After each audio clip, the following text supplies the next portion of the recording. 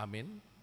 Kita bernyanyi dari buku nyanyian HKBP nomor 559 ayat 1 sampai dengan 3.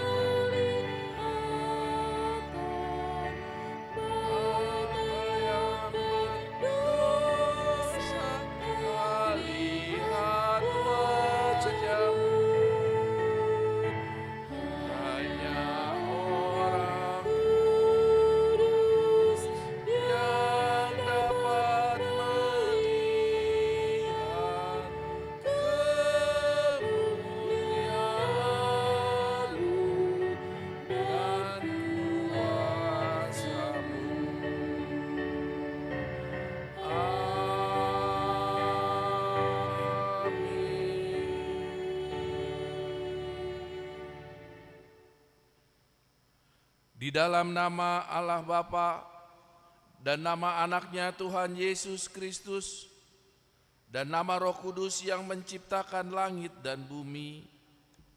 Amin. Demikianlah firman Tuhan Yesus. Berbahagialah orang yang lapar dan haus akan kebenaran, karena mereka akan dipuaskan. Berbahagialah orang yang suci hatinya, karena mereka akan melihat Allah. Haleluya. Haleluya. Haleluya. Haleluya.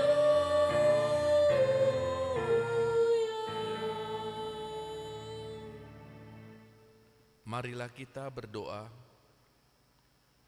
Ya Tuhan Allah Bapa kami, bimbing dan kuatkanlah kami dengan Roh-Mu, agar kami mendengar dan menerima firman-Mu.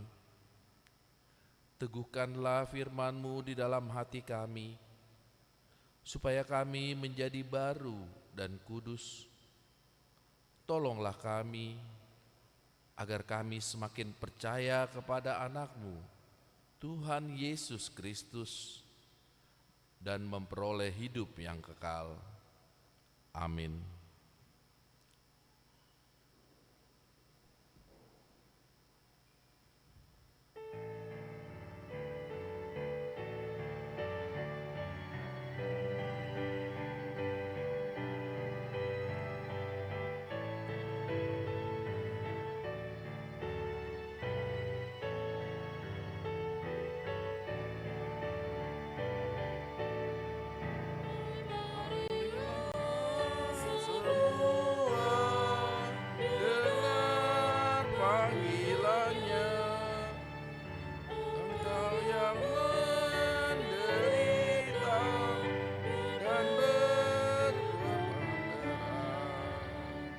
Serahkanlah ke Yesus, curahkan padanya. Dia yang menyerukan padamu firman-Nya. Mari datanglah, hai mari datanglah, semua yang menderita, hai mari datanglah, mari datanglah, mari datanglah, damai kuberikan, hai mari datanglah.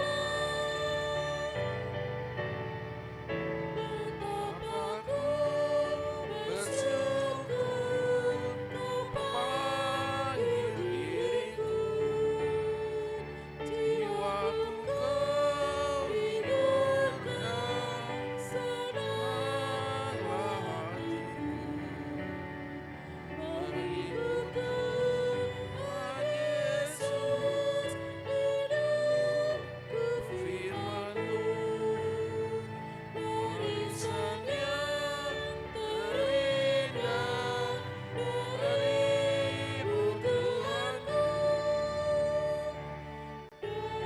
Datang padamu, Kau datang padamu, aku yang menderita, ku datang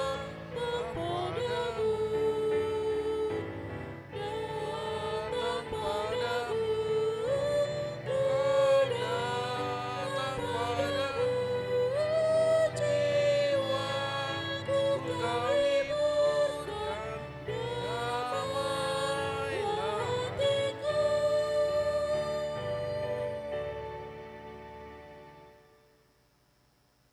Dengarlah hukum Tuhan yang diambil dari Katekismus bab 2, pasal pertama dan artinya. Pasal pertama, iman terhadap Allah Bapa. Aku percaya kepada Allah Bapa yang Maha Kuasa, yang menciptakan semesta langit dan bumi. Maksudnya adalah, aku percaya bahwa ada Allah yang menciptakan aku dan segala yang ada. Diperlengkapinya aku dengan tubuh dan jiwa, mata, telinga, dan seluruh anggota tubuhku, pikiran, dan segala perasaan, dan hingga kini dipeliharanya semua.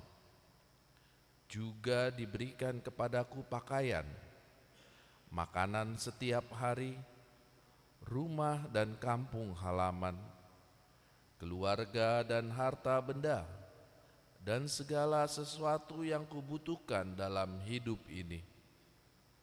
Hidupku dipelihara agar jangan binasa dan dilindungi dari segala bahaya dan kejahatan. Segala kebaikan Allah tersebut diberikan kepadaku bukan karena kebaikan kelakuanku, oleh karena untung nasib hidupku, melainkan hanya anugerah Tuhan dan kebaikannya saja. Oleh sebab itu, menjadi kewajibanku berterima kasih, memuji, melayani serta menaati firman-Nya. Demikianlah sesungguhnya. Marilah kita memohon kekuatan dari Tuhan untuk melakukan hukum-Nya. Ya Tuhan Allah, kuatkanlah kami untuk melakukan yang sesuai dengan hukum-Mu. Amin.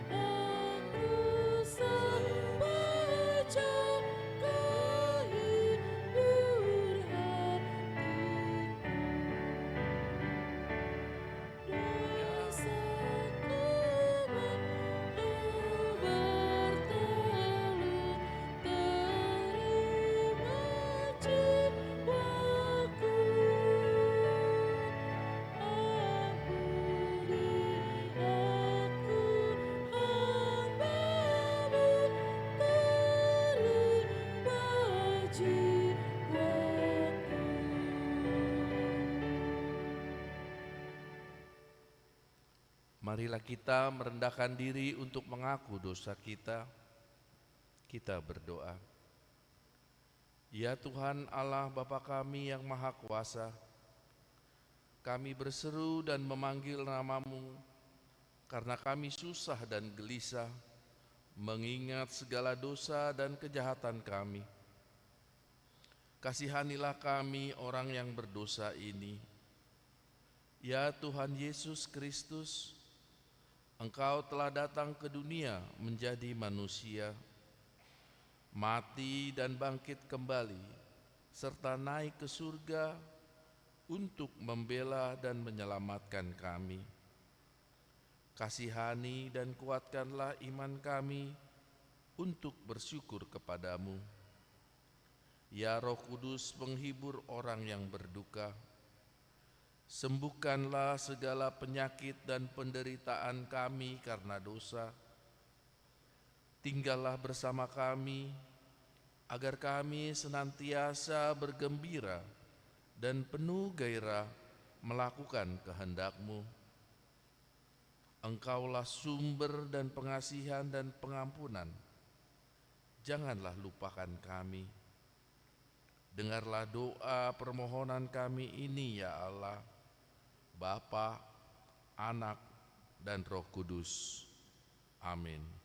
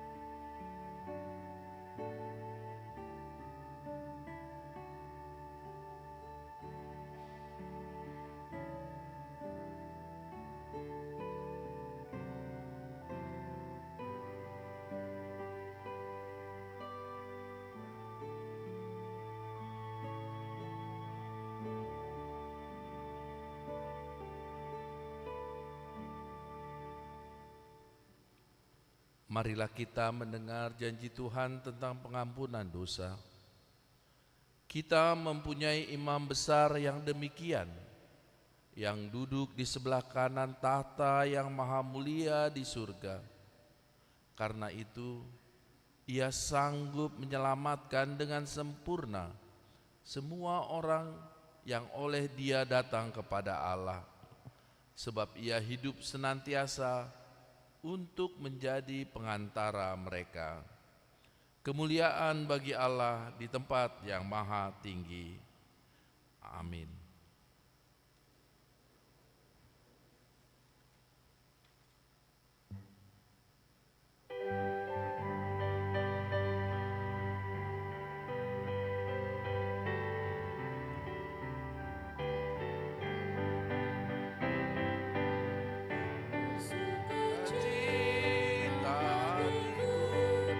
Yesus menebus dosaku, dengarlah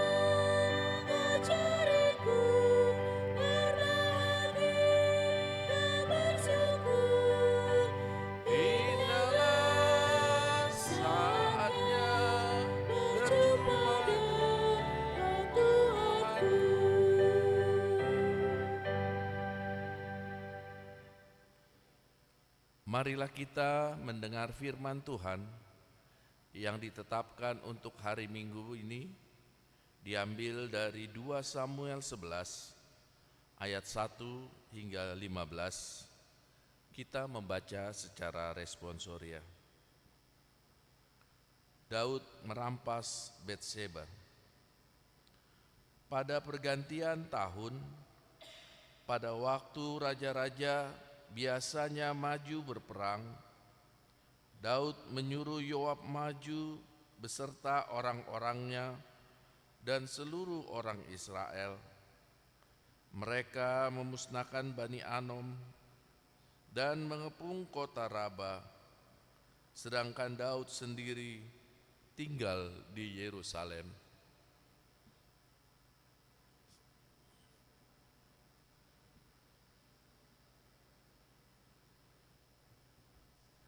Peristiwa pada waktu petang, Daud bangun dari tempat pembaringannya, lalu berjalan-jalan di atas sotoh istana.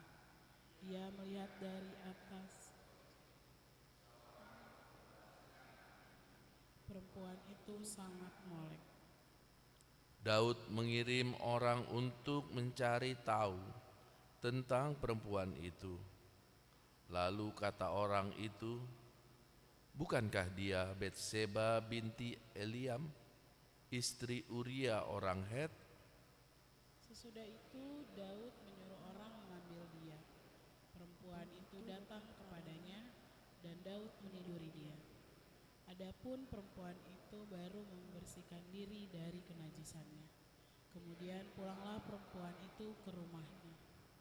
Lalu perempuan itu mengandung dan mengirim orang memberitahukan pesannya kepada Daud, "Aku mengandung." Daud kemudian mengutus orang kepada Yoab dengan pesan, "Suruhlah Uria orang Het itu menghadap aku." Yoab pun menyuruh Uria menghadap Daud. Ketika Uria masuk menghadap dia, Daud bertanya tentang keadaan Yoab dan tentaranya, serta situasi perang. Kemudian Daud berkata kepada Uria, "Pulanglah ke rumahmu dan basuhlah kakimu." Uria keluar dari istana dan hadiah raja pun menyusul. Tetapi Uria membaringkan diri di dekat pintu istana bersama hamba-hamba tuannya dan tidak pulang ke rumahnya. Lalu diberitahukannya kepada Daud begini, "Uria tidak pulang ke rumahnya." Kemudian kata Daud kepada Uria, "Bukankah engkau baru pulang dari perjalanan? Mengapa engkau tidak membawa ke rumahmu?" Tetapi Uria berkata kepada Daud, "Tabut serta orang Israel dan orang Yehuda tinggal dalam pondok-pondok. Juga tuanku Yoab dan hamba-hamba tuanku sendiri berkemah di padang. Bagaimana mungkin aku pulang ke rumahku untuk makan minum dan tidur dengan istriku? Demi hidupmu dan demi nyawamu, aku tidak akan melakukan hal itu." Kata Daud kepada Uria, "Tinggallah hari ini di sini. Besok aku akan melepas engkau pergi." Uria pun tinggal di Yerusalem pada hari itu. Keesokan harinya, Daud memanggil dia untuk makan dan minum dengannya. Daud membuatnya mabuk. Pada waktu malam, Uria keluar untuk tidur di tempat pembaringannya bersama hamba-hamba tuannya. Ia tidak pulang ke rumahnya. pagi harinya Daud menulis surat kepada Yoab dan mengirimnya dengan perantaran Uria. Dalam surat itu ia menulis demikian, "Tempatkan Uria di garis depan dalam pertempuran paling sengit, kemudian mundurlah menjauhinya, supaya ia mati terbunuh." Demikian pembacaan firman Tuhan. Berbahagialah orang yang mendengar firman Allah serta memeliharanya. Amin.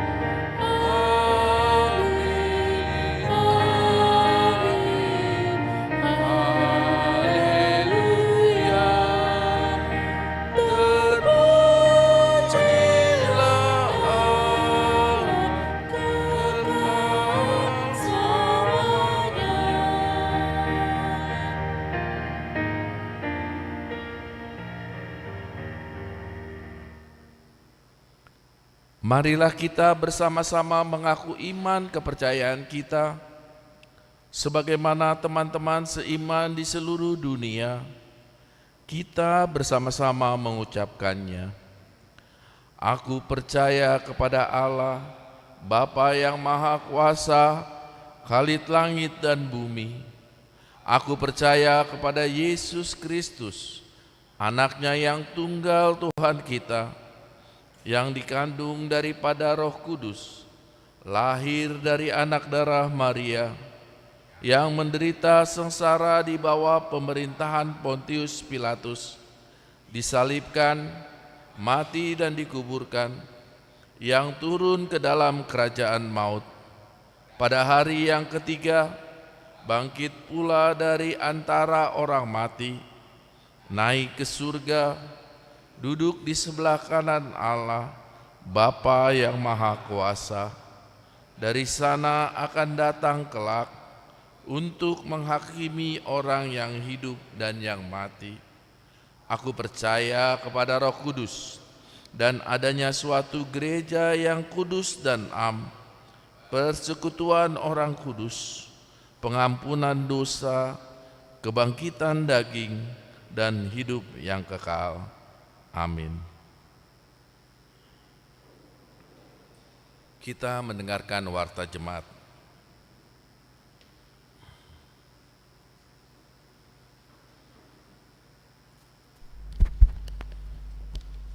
Shalom.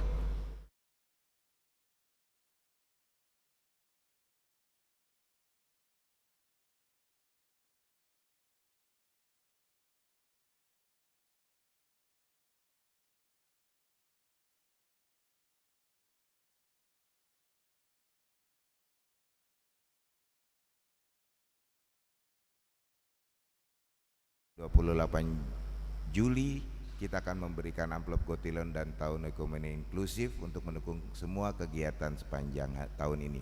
Amplop akan diserahkan setelah bersalaman di kotak yang disediakan.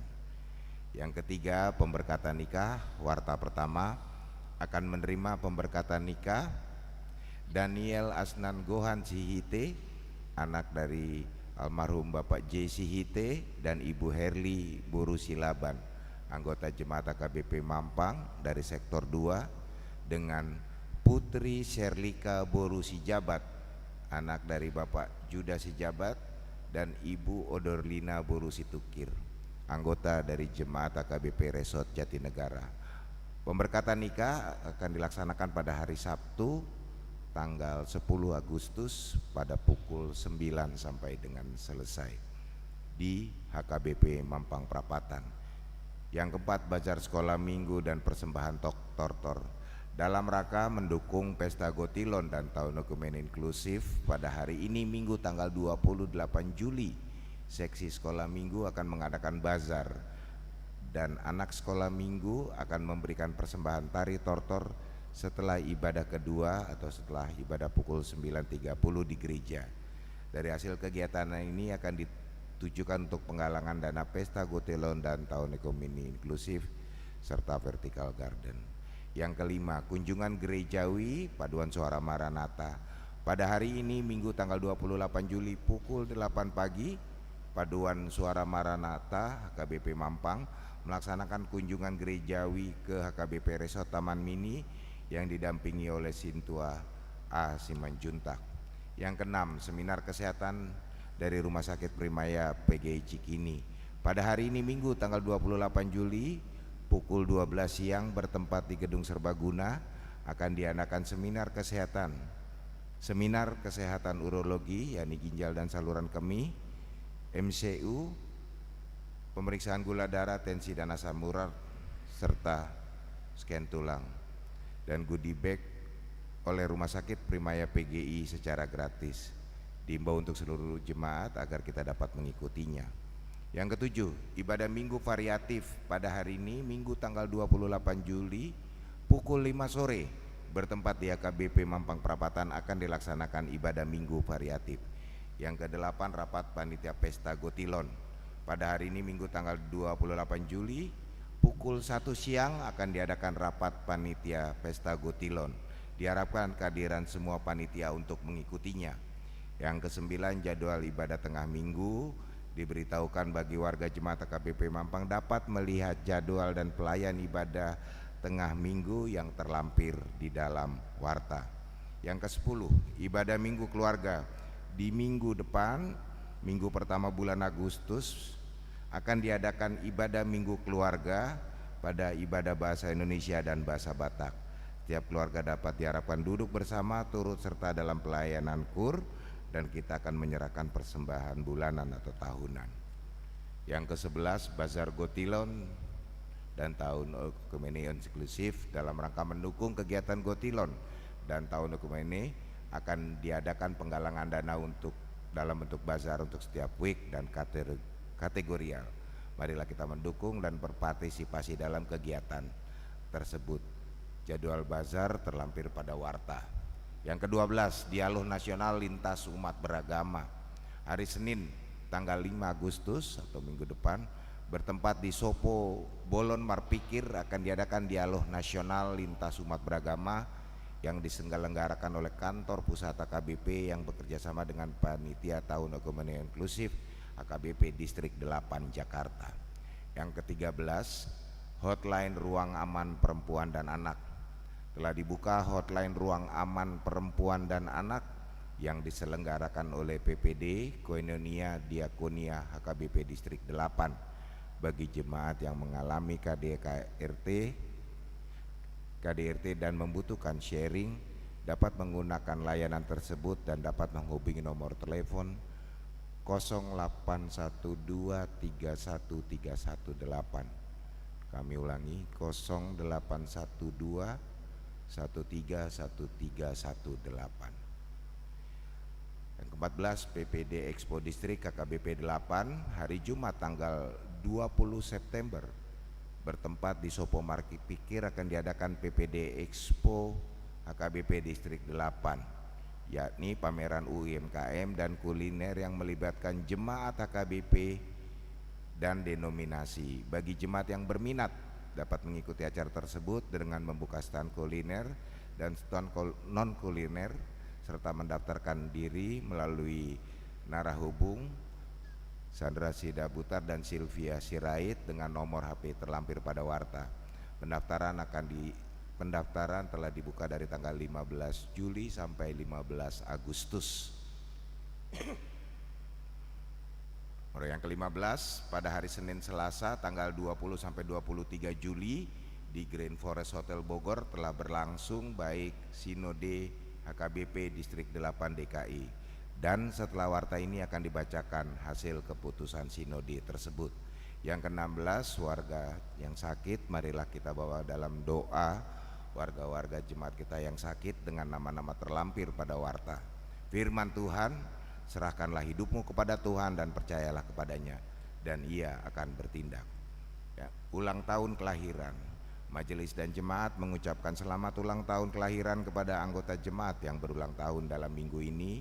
Firman Tuhan, umur panjang ada di tangan kanannya, di tangan kirinya kekayaan dan kehormatan. Yang ke-18, ulang tahun pernikahan.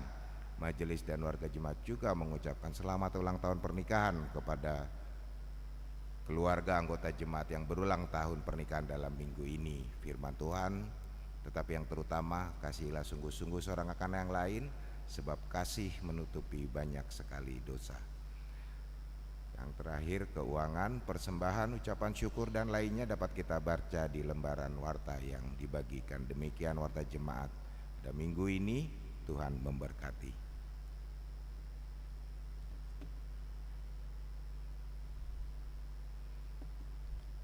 Sekarang kami bacakan pesan Sinode HKBP Distrik 8 DKI Jakarta nomor 351 dan seterusnya.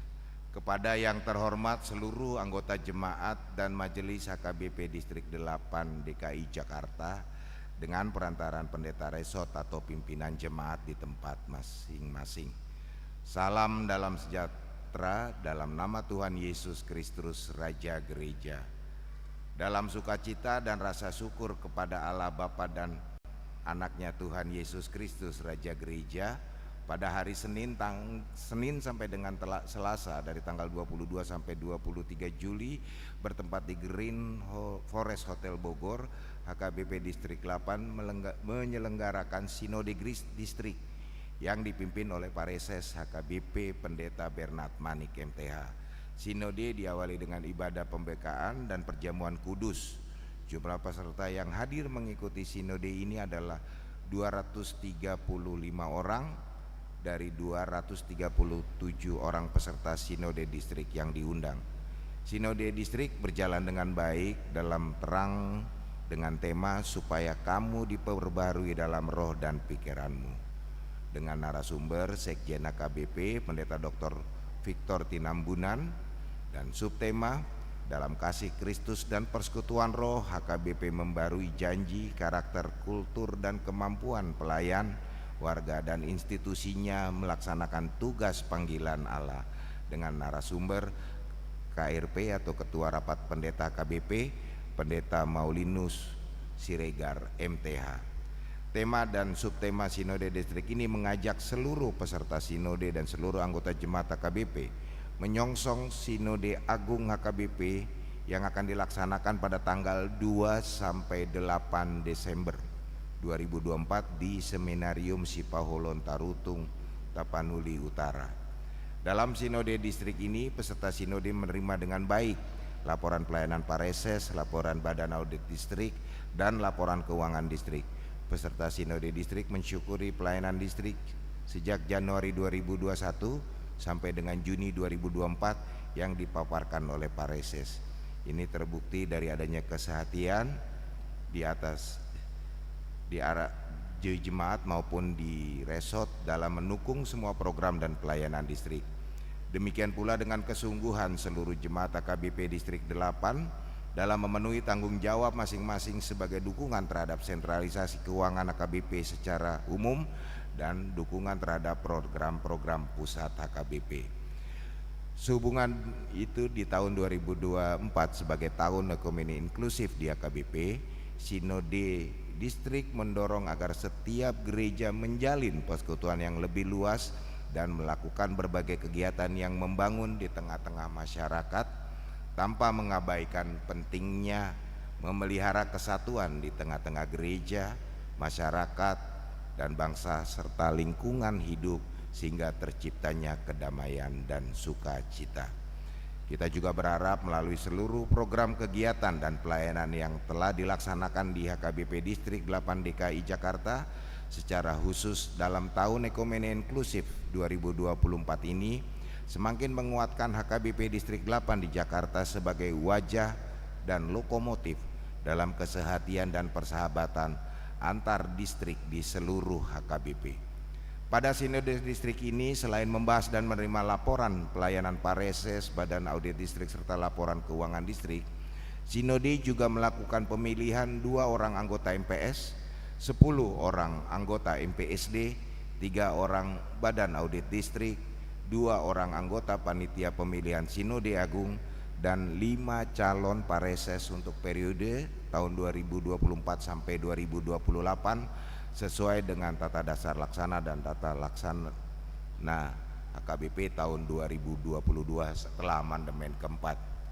Adapun nama-nama yang terpilih pada Sinode Distrik sebagai berikut: anggota Majelis Pekerja Sinode atau MPS, Pendeta Kaminden Sitanggang dan Sintua Insinyur Res Roberto Sinurat. Anggota Panitia Pemilihan Sinode Godang, Pendeta Rijon M. Siahaan dan Sintua Patar Roland Hasibuan SH. Anggota Majelis Pekerja Sinode Distrik atau MPSD unsur pendeta: Pendeta Tumpal Samuel Silitonga MTH, Pendeta Albert Doharman Manalu, Pendeta Rijon Siahaan STH, Pendeta Kaminter Hutagalung STH, Pendeta Jasa Simorangkir, dan dari unsur Sintua Rotlani Lumban Tobing, Sintua Alberto Leo Simarmata, Sintua Akmi Simbolon, Sintua Anda Rislan Siburian, dan Sintua Ginagan Nainggolan Eskom. Anggota Badan Audit Distrik Sintua Ramses Butar-Butar, Dr. Surya M. Dominik Pardede dan David Panjaitan SE. Calon Pareses, Pendeta Sumihar Sinaga MTH de Ministry, Pendeta Ridhoi Batubara STH MPDK, Pendeta Arthur Sitorus STH MM, Pendeta Abed Negos Sirait STH, dan Pendeta Dr. Antus Donald Siantori Master di. Dalam ketulusan dan kesederhanaan hati, peserta sinode mensyukuri hasil pemilihan ini dan memaknainya sebagai cara Tuhan untuk memilih dari HKBP Distrik 8 dan para utusan yang telah mempersiapkan dirinya untuk mengabdi melalui ragam pelayanan dalam jemaat. Marilah kita doakan kiranya semua keputusan yang sudah ditetapkan dalam sinode HKBP Distrik 8 dari tanggal 22 sampai 23 Juli lalu membawa kebaikan, kedamaian, kemajuan dan transformasi serta membawa sukacita bagi seluruh jemaat.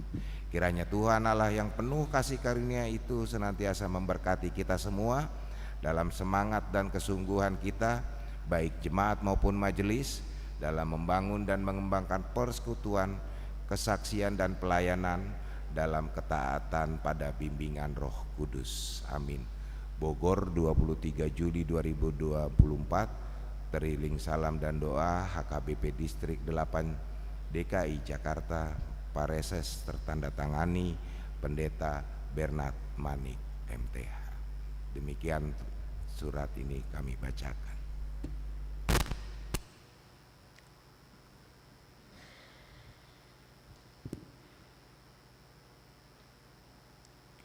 Kita bernyanyi dari buku nyanyian HKBP nomor 695 ayat 1 dan seterusnya sambil mengumpulkan persembahan kita 1A dan 1B.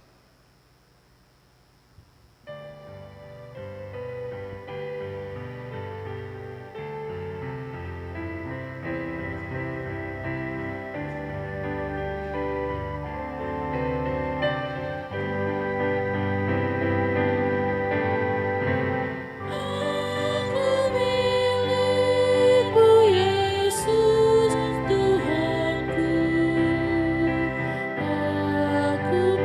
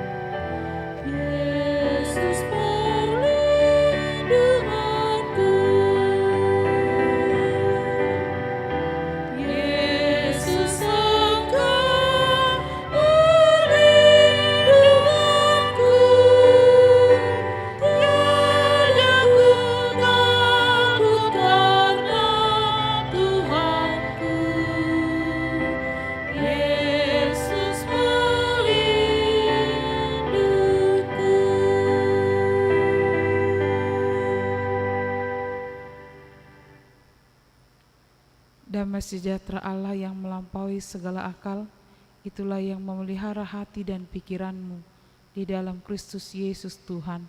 Amin. Saudara-saudari yang kekasih dalam nama Yesus Kristus, marilah kita membuka Alkitab kita. Nats khotbah di hari Minggu yang baru ini tertulis di Yohanes 6 ayat 1 sampai 15. Yohanes 6 ayat 1 sampai ayat 15. Saya akan membacakan untuk kita semua. Yesus memberi makan 5.000 orang. Sesudah itu Yesus berangkat ke seberang danau Galilea, yaitu danau Tiberias. Orang banyak berbondong-bondong mengikuti dia, karena mereka melihat mujizat-mujizat yang diadakannya terhadap orang-orang sakit. Lalu Yesus naik ke atas gunung dan duduk di situ dengan murid-muridnya. Paskah, hari raya orang Yahudi, sudah dekat. Ketika Yesus memandang sekelilingnya dan melihat bahwa orang banyak berbondong-bondong datang kepadanya, berkatalah ia kepada Filipus, "Di mana kita dapat membeli roti supaya mereka dapat makan?" Hal itu dikatakannya untuk mencobai dia, sebab dia sendiri tahu apa yang hendak dilakukannya. Jawab Filipus kepadanya, "Roti seharga 200 dinar tidak akan cukup untuk mereka, sekalipun masing-masing mendapat sepotong kecil saja." Salah seorang dari murid-muridnya, yaitu Andreas, saudara Simon Petrus, berkata kepadanya, "Di sini ada seorang anak yang mempunyai 5 roti jelai dan 2 ikan. Tetapi apa artinya itu untuk orang sebanyak ini?"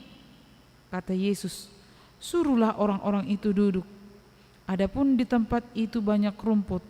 Duduklah orang-orang itu, kira-kira 5.000 laki-laki banyaknya. Lalu Yesus mengambil roti itu, mengucap syukur, dan membagi-bagikannya kepada mereka yang duduk di situ. Demikian juga dilakukannya dengan ikan-ikan itu sebanyak yang mereka kehendaki. Setelah mereka kenyang, ia berkata kepada murid-muridnya, "Kumpulkanlah potongan-potongan yang tersisa supaya tidak ada yang terbuang." Mereka pun mengumpulkannya dan mengisi 12 bakul penuh dengan potongan-potongan dari kelima roti jelai yang tersisa setelah orang makan. Ketika orang-orang itu melihat tanda mujizat yang telah diperbuatnya, mereka berkata, "Dia ini benar-benar nabi yang akan datang ke dalam dunia."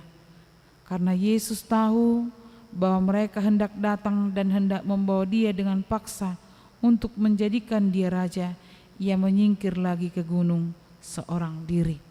Demikian nats khotbah. Saudara-saudari yang kekasih dalam nama Yesus Kristus, ada beberapa ahli yang menyoroti tentang kehidupan Gen Z saat ini. Jadi generasi Gen Z adalah anak-anak yang lahir tahun 1997 sampai tahun 2012. Mereka mengatakan bahwa anak-anak atau generasi Gen Z ini mulai berpikir untuk menikah. Jadi alasan mereka tidak mau cepat-cepat menikah walaupun sudah umurnya adalah ketidakmampuan untuk memiliki rumah, membeli rumah. Jadi keinginan mereka langsung banyak uang, maka bisa nanti menjalankan rumah tangga dengan baik. Jadi pikiran mereka adalah uang dulu baru menjalankan rumah tangga. Dan ini juga ternyata ada juga beberapa orang tua yang mulai khawatir terhadap anak-anaknya. Jadi dalam kekhawatiran mereka berkata seperti ini, maunya disiapkan dulu untuk anak-anak. Maunya disiapkan dulu untuk anak-anak, baik rumah atau harta untuk diwariskan. Itu adalah salah satu kekhawatiran ketidakmampuan nanti anak-anaknya untuk berjuang di masa depan. Amang dan inang, nats ini adalah mujizat Tuhan Yesus tentang 2 ikan dan 5 roti yang diberi kepada 5.000 orang, tetapi sisanya 12 bakul. 2 tambah 5 sama dengan 12 bakul. Di dalam nats ini digambarkan, diceritakan bahwa Yesus mampu memenuhi kebutuhan orang banyak, bukan hanya cukup tetapi berlebih. Bukan hanya cukup tetapi berlebih. Maka melalui topik minggu hari ini, topik khotbah hari Minggu, Yesus berkuasa memenuhi kebutuhan kita. Yesus berkuasa memenuhi kebutuhan kita, kebutuhan bukan keinginan. Karena kebutuhan dan keinginan berbeda. Kalau di kamus bahasa Indonesia, kebutuhan itu adalah segala sesuatu yang dibutuhkan manusia untuk mempertahankan hidup. Baik makanan, minuman, sandang, pangan. Jadi dikatakan kebutuhan adalah hal yang sangat penting, yang sangat urgen. Kalau itu tidak ada, manusia bisa mati.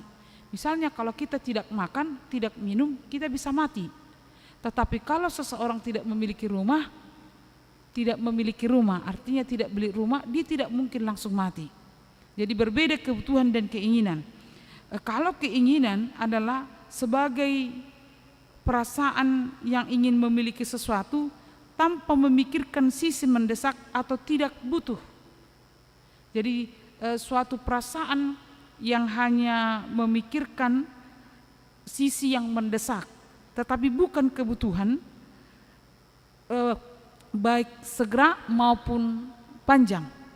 Jadi bertolak dari nats ini, ada di epistel juga ada keinginan, di evangelium ini adalah kebutuhan.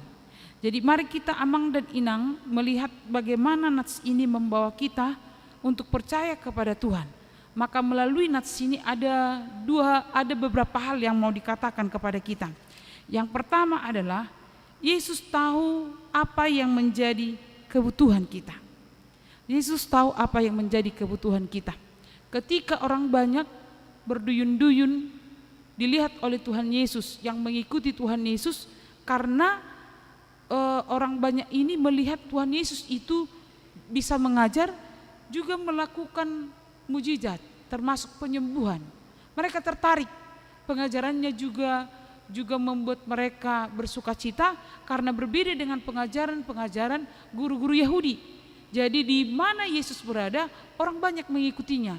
Tapi menjelang siang, sudah waktunya untuk makan, Yesus peduli kepada mereka.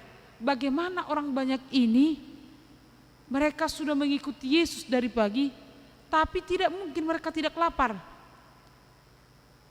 Untuk menyuruh mereka pergi juga itu tidak mungkin. Kalau cuma mendengar saja, kita bayangkan dengan perut lapar, kita mendengar khotbah, maunya cepat-cepat loh khotbah ini selesai. Begitu kan? Kalau enggak, tidak nyaman kita.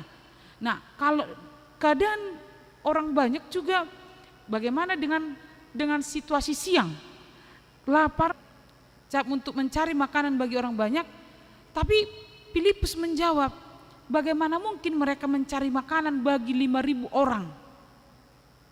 Kalau misalnya ketersediaan bahan makanan sekalipun uang ada, itu tidak mungkin di warung mana. Karena tadi letaknya dikatakan mereka berada di gunung-gunung. Berarti agak jauh dari tempat pemukiman. Dari segi uang, dana, kita bayangkan amang dan inang, dikatakan harga satu roti saja 200 dinar. Kalau dihitung-hitung, satu dinar itu sama dengan 4,25 gram emas. Jadi jika 200 dinar kali 4,5 itu 85 gram emas. Jika dirupiahkan itu sekitar 1 miliar lebih. Bagaimana mengumpulkan dana sebanyak itu untuk memenuhi kebutuhan orang banyak? Tetapi dikatakan di dalam ayat 6, hal itu dikatakannya untuk mencobai dia, murid-muridnya. Sebab ia sendiri tahu apa yang hendak dilakukannya. Sebab Yesus sendiri tahu apa yang hendak dilakukannya. Kalau Filipus di ayat 7 mengatakan, roti seharga 200 dinar tidak akan cukup untuk mereka, sekalipun masing-masing mendapat sepotong kecil saja. Jadi amang dan inang, di dalam nats ini kita mau lihat Yesus tidak mau membiarkan orang pergi hanya dengan jiwa yang kenyang, tetapi dengan perut lapar. Jadi Yesus tidak hanya untuk menenangkan jiwa, memenuhi kebutuhan jiwa, tetapi Yesus juga memenuhi kebutuhan fisik, badani. Yesus tahu apa yang menjadi kebutuhan kita. Itu adalah bukti kepedulian Allah di dalam hidup kita. Jadi molo mangat doh minum pita, ikoni ngotot tadwa mangdot inang, disarihot debatada pehita.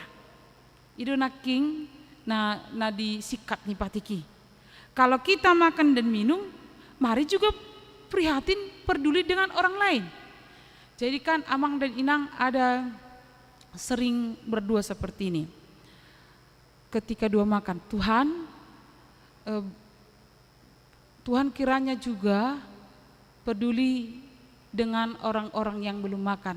Berkatilah Tuhan makanan dan minum ini, tetapi Tuhan juga menolong mereka orang-orang yang belum dapat makanan dan minuman hari ini.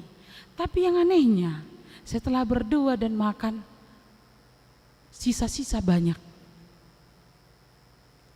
Atau yang anehnya, hanya kepedulian yang ada, tetapi tindakan tidak ada. Kita sering mengatakan, misalnya, aduh kasihan, tetapi tidak mau menolong. Kita pergi ke rumah duka, kita melihat orang yang menangis itu, ada orang yang sedang sakit, ada orang yang perlu ditolong, kita mengatakan, aduh kasihan sekali dia ya, tetapi kita tidak bertindak untuk menolong mereka. Ada juga orang ketika berdoa, Tuhan berkati makanan ini, dan juga Tuhan menolong orang yang tidak makan, tetapi dia juga yang duluan memasukkan makanan ke plastik yang di sekitarnya justru tidak dapat. Itu adalah kepedulian tanpa tindakan. Di dalam nats ini justru Tuhan Yesus tahu apa yang mereka butuhkan, kemudian Tuhan bertindak. Amang dan inang, nats ini mengajak kita saat ini, mari kita prihatin, tapi mari kita juga tidak hanya prihatin, tetapi peduli dengan berbagi dengan mereka, dan juga mau menolong mereka, sama seperti nats hari ini. Yang kedua, melalui nats ini, amang dan inang, Yesus berkuasa mencukupkan kebutuhan kita. Yesus berkuasa untuk menjadikan yang tidak mungkin menjadi mungkin. Datanglah Andreas. Dia katakan kepada Yesus, ketika Filipus berkata, kalau untuk roti seharga 200 dinar tidak cukup sekalipun mendapat sepotong kecil saja. Dia kan tipe ragu. Datanglah Andreas, ayat 8. Salah seorang dari murid-muridnya yaitu Andreas, saudara Simon Petrus berkata kepadanya, di sini ada seorang anak yang mempunyai 5 roti jelai dan 2 ikan. Tetapi apa artinya itu untuk orang sebanyak ini? Tipe yang ragu. Jadi mereka bersama dengan Yesus, tetapi tidak sadar kuasa Yesus. Ini juga menjadi peringatan bagi kita. Kita sering berdoa, tetapi tidak sadar kuasa Tuhan ke tempat di mana kita berdoa. Kita membawa beban kita kepada Tuhan, tetapi kita setelah berdoa, tidak memiliki kelapangan, keadaan tenang. Jangan-jangan juga hati kita setengah-setengah berdoa. Amang dan inang, Andreas ini ketika mengatakan hal yang seperti itu, apa kata Tuhan Yesus? Ayat 10. Yesus berkata, suruhlah orang-orang itu duduk. Adapun di tempat itu banyak rumput dan duduklah orang-orang itu, kira-kira 5.000 laki-laki banyaknya. Lalu apa yang dilakukan oleh Tuhan Yesus? Ayat 11. Lalu Yesus mengambil roti itu, mengucap syukur dan membagi-bagikannya kepada mereka yang duduk di situ. Demikian juga dilakukannya dengan ikan-ikan itu sebanyak yang mereka kehendaki. Jadi di evangelium yang lain dinyatakan Yesus berdoa. Yesus berdoa dan kemudian terjadilah mujizat. Apa yang mau dinyatakan kepada kita saat ini Yesus dapat melakukan mujizat, hal yang tidak mungkin bagi manusia, tetapi bagi Allah adalah mungkin. Kelimpahan ini terjadi bukan kekuatan manusia, tetapi adalah kehendak Allah melalui Yesus. Dan mujizat yang terjadi berasal dari apa yang kita miliki. Dari apa yang kita miliki. Mujizat terjadi bukan dari luar, tetapi dari apa yang kita miliki. Kita sering mendengar cerita tentang orang tua yang berada di kampung, yang hidup dari bertani, menyekolahkan anaknya sampai 12 orang, bukan pegawai negeri. Panen itu 2 kali setahun. Belum tentu panen itu sempurna, tetapi mereka di dalam doa penyerahan diri kepada Tuhan, mereka mampu memberangkatkan anak-anaknya. Apa yang menghambat kita saat ini sering tidak memperoleh apa yang kita butuhkan karena kita ragu dan tidak menyerahkannya kepada Tuhan. Yesus yang adalah anak Allah mengangkat roti dan ikan ini dan berdoa, menyerahkannya kepada kuasa Allah, sehingga roti dan ikan ini boleh diberikan kepada 5.000 orang. Bukan hanya cukup, tetapi berlimpah. Bukan hanya kenyang, tetapi lebih. Kita katakanlah dulu lebih, 12 bakul.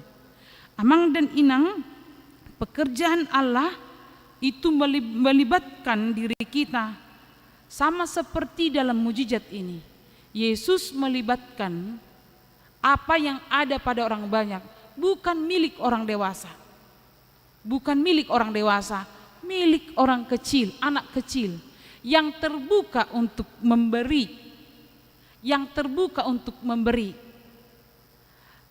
Kemungkinan amang dan inang, tradisi di orang-orang Yahudi, biasanya mereka kalau bepergian itu sering bawa bekal.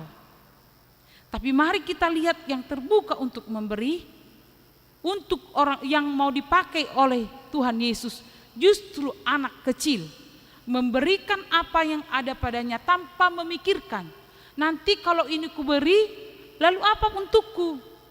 Tanpa memikirkan cukup nggak yang ini untuk orang banyak. Dia tidak memikirkan, tetapi dia mau menyerahkan itu kepada Yesus.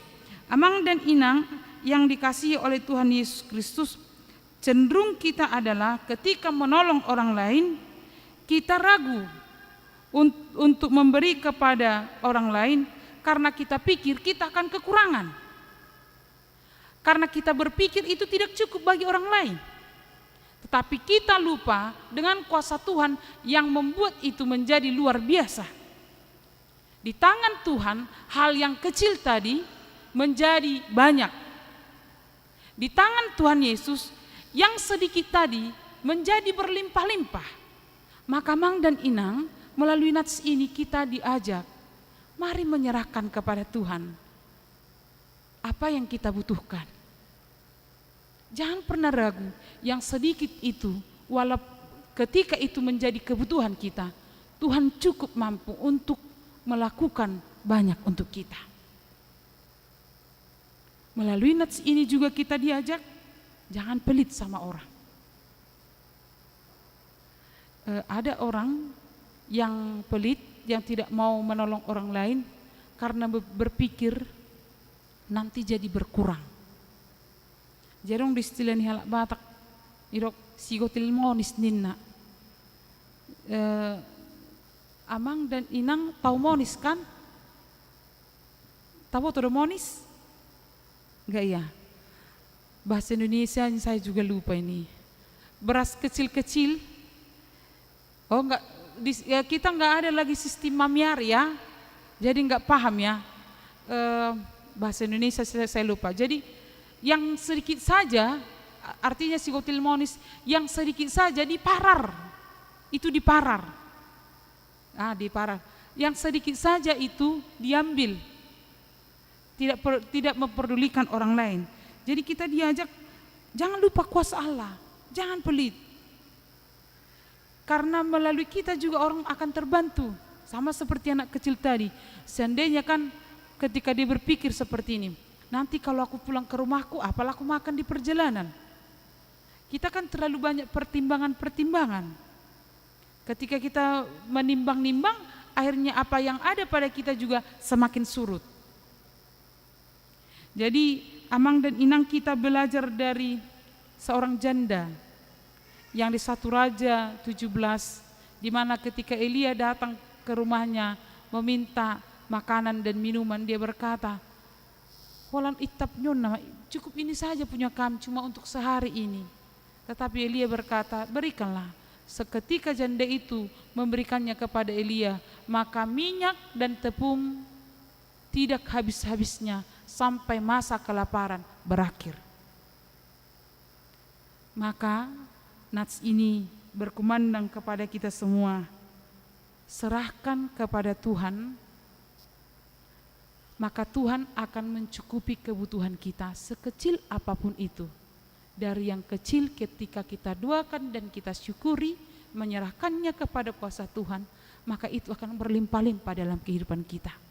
Tapi ingat Amang dan Inang, ketika itu kebutuhan kita, bukan keinginan kita. Yang terakhir, belajarlah mensyukuri pemberian Tuhan di dalam hidup kita. Kecil dan besar, syukurilah. Unang ala Indomie dang diingok martangi yang madok moleat itu debata. Ala giliran saksang naniura ikan mas iko jolo tangya konon. Unang iko jolo dapotan, unang jolo iko dapotan iba. Diar tanah gudang, manang di kentungan na gudang asanidok moleate. Alai diname mepe otik pe dokono do moleate tu debata. Alasianipe boido hita taruli ditikki mangula ulauta. Amin mertang yang maheta. Tuhan Yesus yang mengasihi kami, terima kasih atas firman yang boleh kami terima saat ini. Tuhanlah yang berkuasa mencukupkan kebutuhan kami. Ajar kami Tuhan bersyukur dan percaya kepada Tuhan dan menyerahkan segala kebutuhan kami kepada Tuhan. Tuhan berkatilah semua jemaat-Mu di dalam segala lini kehidupan, dalam pekerjaan, dalam rumah tangga, dalam kerinduan atas anak, atas jodoh, atas pekerjaan. Tuhanlah yang memberikan kepada kami semua. Berkati jemaat-Mu yang sedang bergumul saat ini, kuatkan mereka melewati pergumulan. Tuhan juga berikan kesehatan bagi jemaat-Mu yang sakit di rumah atau di rumah sakit. Tuhanlah yang menguatkan, memberkati obat yang mereka makan, dan biarlah mereka bersuka cita atas kebaikan Tuhan yang berlangsung sampai sekarang. Tuhan juga berkati jemaat-Mu yang berulang tahun 1 minggu ini, berikan mereka sukacita ketika memperoleh panjang umur. Biarlah mereka semakin mensyukuri pemberian Tuhan dalam hidup mereka. Berkati juga Tuhan keluarga yang berulang tahun Pardonga Sarepeon dalam minggu ini. Biarlah cinta kasih mereka semakin terikat dalam Kristus, mampu melewati berbagai masalah dan berbagai sukacita dalam rumah tangga mereka. Kami serahkan juga kepadamu jemaat-Mu yang akan menerima pemberkatan nikah di hari yang akan datang, yaitu Daniel Sihite dan juga Putri Boru Sijabat. Tuhanlah yang membimbing mereka, yang menguatkan mereka, yang semakin menyatukan cinta mereka, dan ajar mereka untuk tetap saling setia. Tuhan, kami juga bawakan kepadamu yaitu semua program yang akan berjalan 1 minggu ini. Tuhanlah yang memampukan semua pelayan dan juga jemaat untuk bersama-sama aktif melayani. Terima kasih Tuhan, ampuni kami akan dosa kami, agar kami layak di hadapan-Mu. Dalam nama Yesus Kristus kami berdoa, amin. Kita sambut firman Tuhan dengan bernyanyi dan menyerahkan persembahan.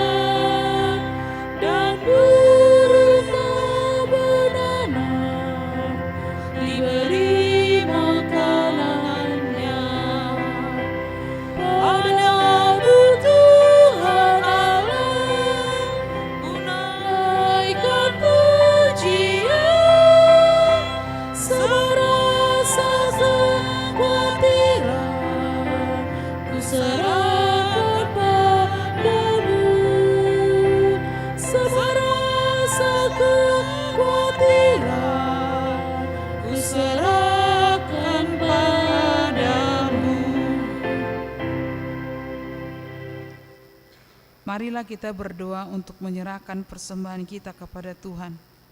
Ya Allah Bapa kami yang di surga, kami mengaku bahwa Tuhan adalah sumber dari segala karunia yang melimpah dalam kehidupan kami masing-masing. Sebagian daripada karunia itu kami serahkan kembali sebagai persembahan kepada Tuhan. Terimalah dan berkatilah persembahan umat-Mu ini, agar dapat kami pergunakan untuk pekerjaan dan pelayanan kerajaan Tuhan di dunia ini. Bukalah hati kami untuk mengenal betapa banyak berkat dan karunia yang kami peroleh dari Tuhan, supaya kami senantiasa bersyukur kepadamu. Di dalam nama Yesus Kristus Tuhan kami. Amin.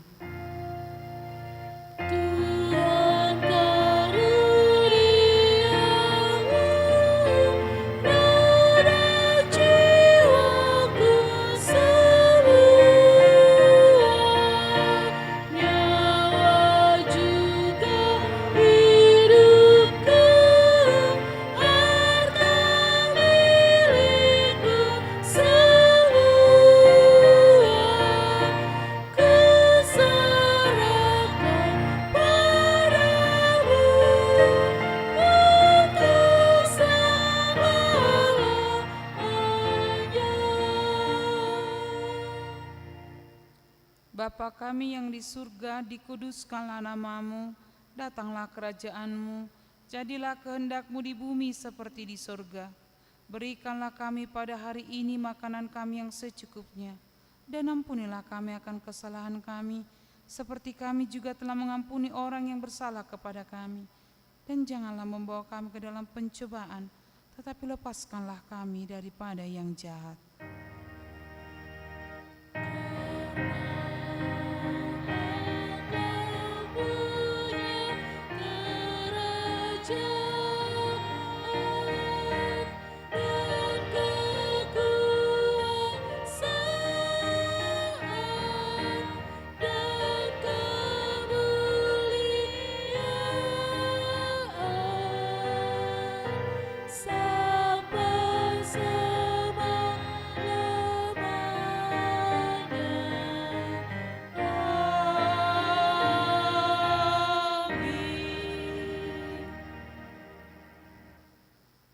Tuhan memberkati engkau dan melindungi engkau.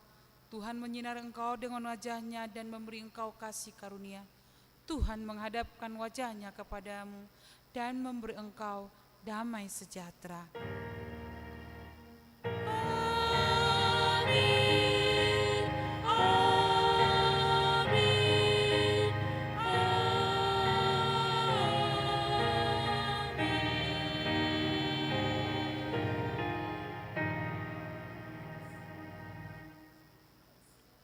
Selamat hari Minggu Madihita.